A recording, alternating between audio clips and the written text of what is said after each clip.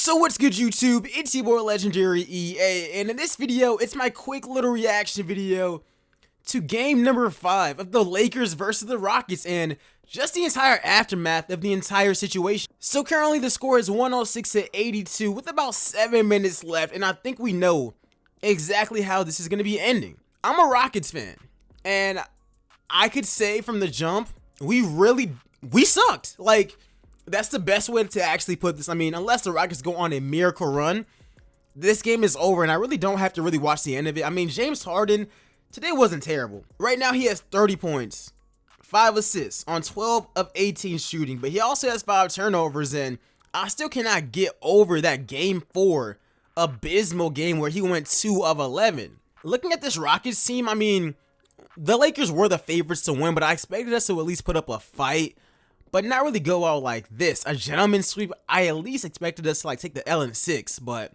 I think at this point, many Rockets fans know it's kind of a wrap for us. I don't think any of us, unless they're like delusional, thinks that this team isn't going to be getting better anytime soon. The Rockets' future is kind of done. I mean, no one is going to take Russell's contract, so even trading Russell Westbrook, of course you want to do it, but what do you get back for it? Look at what you gave up for it. I mean, Chris Paul, we traded away Chris Paul and like 4 first-round picks, if not more for Russell Westbrook. And now Chris Paul, the Thunder are going to be able to trade him for more first-round picks. And what are we exactly trading for Russ? I mean, I've seen people throw around us possibly trading away James Harden, which at this point just is not going to be happening. And what do you get for Russell Westbrook?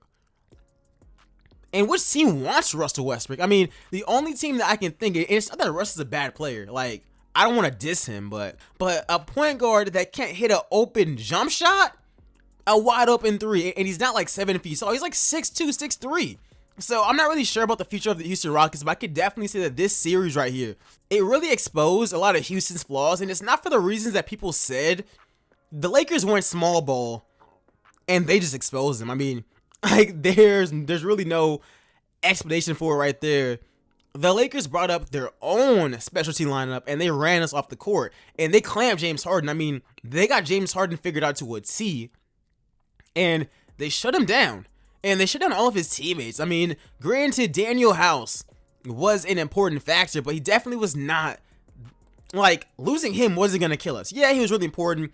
He was really important. He played great defense. He knocked down open threes, but let's not make it seem like he was like some kind of superstar player or anything. He went home this morning, I think, or was it last night? Regardless, we're going to be seeing him tomorrow morning at the airport. Like, we going home now, and I think that every Houston fan really knows that. And it's just crazy. Like, the entire point of making this video was to start a discussion. What do you guys think about the Houston Rockets and their future? I mean, as somebody from Houston, I would be open to the idea of trading away James Harden. Personally, I think that James Harden should stay on this team, but the only way that we even consider doing that is if we get a Paul George type haul for him. I mean, when the Thunder got Shea and like 5 first-round picks, Danilo Gallinari, that's what I'm gonna need. Like, if that is what they're offering, I'm down. Like, no question. If they are offering that, oh hell yeah.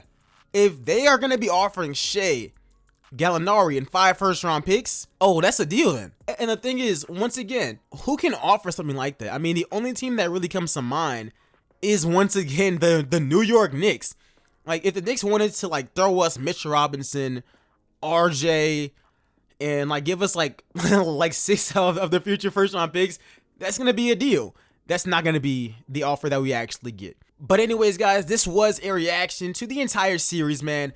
Obviously, we know the conference finals is more than likely going to be the Clippers versus Lakers in the West. In the East, it's going to be the Heat versus Celtics. But for the Rockets, it's looking like a wrap. Like, we fully committed to small ball just for Russell. And the small ball lineup ain't work. Mike D'Antoni has more than likely coached his last game in Houston. And I'm still not sure about Daryl Morey. I don't know what happens with him. But this fully committing to analytics and the small ball was an L. Like, it was a massive L. And I just, like, the future of this team doesn't look good. We're paying James Harden until like he's 35. Russ until he's like 35. We don't have our draft picks the next like 5 years. we're not looking good, and we're definitely not going to get better. Like, think about that. How at this moment do we really improve? Trading Russell Westbrook, we have to do that, but who's taking him at this moment? Like, how many teams need a point guard? Especially one that can't space the floor at all. The Knicks will bite. Give us RJ, even though he can't shoot, he's a young player, and give us that 8th pick. I think they have the 8th pick this year. I'll take that as well.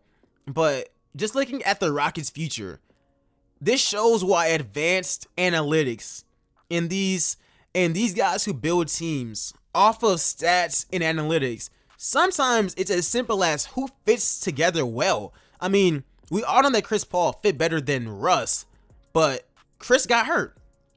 But even if Russ was fully healthy, notice whenever James Harden played really, really good, Russ sucked at the beginning of the season. And whenever Russ played really, really good, James Harden started to struggle. That's because they don't fit well together at all. In a different kind of way, they do the same exact thing. But anyways, guys, thanks for watching this video. I want to hear y'all's opinion in the comment section below. Tell me what you guys think about the Houston Rockets and their future and how we did in this series, man. Because I'm gonna be honest, it's not looking really good for us at all.